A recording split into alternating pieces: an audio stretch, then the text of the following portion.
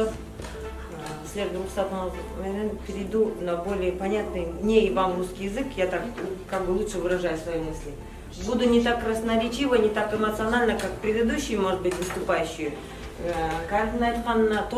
Все правильно, но вот вы говорите, я предложил это на первом же собрании, когда вот Оразаим заткнули, буквально, да, на том же собрании, в тот же день пытались и меня заткнуть, и других. В тот же день мы выразили свое недовольство тем, как посол обошелся с диаспорой. Вот в этот день была совершена ваша стратегическая ошибка. Вы все промолчали, кто там был. Я не про вас говорю конкретно, в общем, кто знает, там был. Ваша стратегическая ошибка в том, что вы перестали уважать себя. Вы все время молитесь на власть. Власть должна служить вам, а не вы власти. Кыргызстан почему разваливается? Потому что все время вокруг власти подхалимы крутятся и смотрят им в рот. Давайте все-таки, мы в другой стране, мы независимые люди, у нас есть работа, у нас есть деньги, у нас есть будущее, здесь наше будущее. Почему мы позволяем горстке чиновников вами манипулировать? Вами же манипулирует.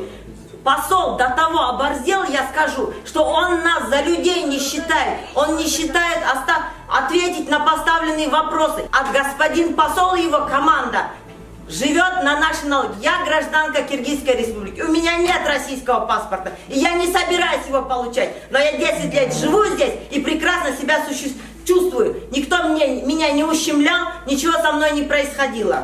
И все знаете, что я делаю, чем я занимаюсь. Меня ничто не остановит, когда стоит на кону вопрос моей жизни или правды. Я выберу правду. Но вы молчали, вас все устраивает, вам хорошо. Вы такие умные на собраниях.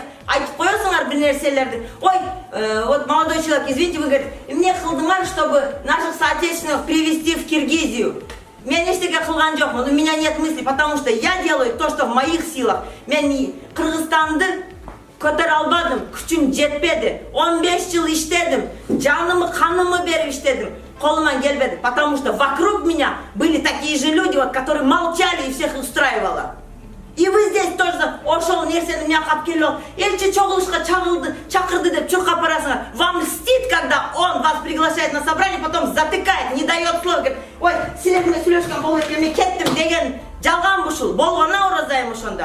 Это есть видеосъемки. Когда он вас приглашает и говорит, на повестке дня мындай суроо, ой, вообще-то мы на суроолорду карабайбыз. Главный мой вопрос — собрать деньги на памятник. Ты, мой дорогой, прежде чем собрать деньги на памятник, ты обоснуй, покажи презентацию памятника, кто спонсирует, какие деньги, открытые финансы, сколько собрано, на какие счета, кто... Нет, он говорит, соберите мне 4 миллиона. Дорогой мой, 4 миллиона заработаны кровью и потом каждого. Надо добиваться, а добиваться по одному мы ничего не сможем. Только единым фронтом, единым кулаком. Еще раз повторю, это чиновник, которого мы наняли на свои налоги. Лично я, про других не знаю. И он должен служить мне и моему народу, моей стране, а не сидеть там свои эти устраивать интриги. Тихо, мынандай кылып, тигиндей мындай кылып, тигини. До того дошел, что приезжает президент, встреча с президентом. Он говорит, этот не пойдет, этот пойдет. Этот меня не устраивает. Что скрывать? Вот так же формируются списки на встречи с послами, с премьером, с депутатом, или это неправда?